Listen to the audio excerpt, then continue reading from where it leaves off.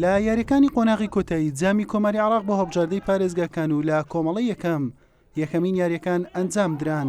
هەڵبژاردەی هەولێر لەسەر یاریگەیانەی ئەڕاد لە پیرمام میوانداری هەڵبژاردەی سەلاحەددینی کرد. لا نیوە یەکەم کوڕانی میوان باشتر دەرکەوتن و فشاری تەواویان خستە سەر گۆڵی هەڵبژاردەی هەولێر، بەڵام جارێک ستون و چەند جارێکیش عەبدوڵڵا حەمەدی گۆڵپارێز بوونە بەربەز لە هەژاندنی تۆڕی گۆڵی خاوەن ماڵ. هەولێر بەم لێدانە ڕاستەوخۆی هێمن نازم وەڵامی سەلاحەددینی دایەوە.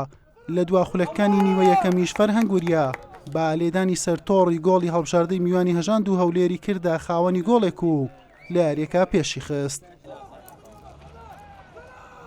لە نیوەی دۆم هەڵبژاردەی سەلاحەددین بە فشارەکانی دەستی پێکردەوە تا لە خولەکی 55 ڕەعەت فەنەر ئەنجامەکەی بۆ یەکسانکردنەوە. هەولێر بە لێدانە سادە و ساکارەکانیان هەوڵی گۆڵی دووەمیان دەدا، سەلاحەددینیش تەواو مەترسیدار دەردەکەوت و جارێکی دیکە ستون بۆ ڕێگر لە بەردەمیان، بەڵام کۆڵیان نەدا و لە خولەکی 88 لە ڕێگای عومەر ماجد با گۆڵی دووەم و پێشکەوتن گەیشتن کەوە ئەمە گۆڵی سەرکەوتنیشیان بوو. یاریەکە بەم ئەنجامە بە کۆتا هات.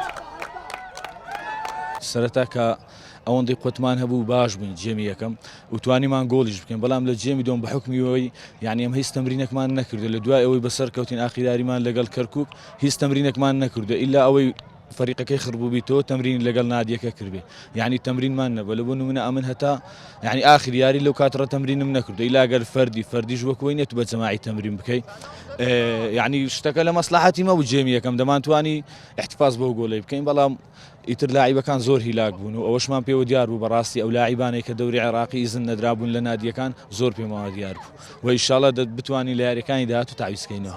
أول شيء بسم الله الرحمن الرحيم نحمد الله سبحانه وتعالى على كل شيء على توفيقه. سوپاس بخوا بۆ هەموو شتێک بۆ سەرکەوتنمان. پیرۆزە لە هەڵبژاردەی سەلاحەددین ئەمڕۆ دەرفەتمان هەبوو نەمان قۆستەوە. لە نیوەی دووەم هەندێک گۆڕانکاری کرا، تیپەکە بەرە و باشتر هەنگاوینە، ئەنجاممان لە 1-0 گۆڕی بۆ 2-1. سوپاس بخوا پیرۆزە لە پارێزگای سەلاحەددین دەزانن بە چ دۆخێکی خراپ تێپەڕ دەبین بەبێ پارێزگار و بەبێ نوێنەر. مامۆستا هەیتەم سوپاسی دەکەین لەگەڵ تیپەکەیە، یەکەم سەرکەوتن پاڵنەرێکە بۆ گەیشتن بە ئامانج. بەم شێوەیە هەردوو هەڵبژاردەی کەربەلا و سەلاحەددین بوونە خاوەنی سێخاڵ، هەولێر و بەغدادی ڕەسافەش بە یاری و میسانیش بێ یاری بێخاڵن. دووەمین یاریەکانی ئەم کۆمەڵەیە ڕۆژی یەکشەممە ئەنجام دەدرێت. حوسێن محەممەد، کەناڵی پێام، هەولێر.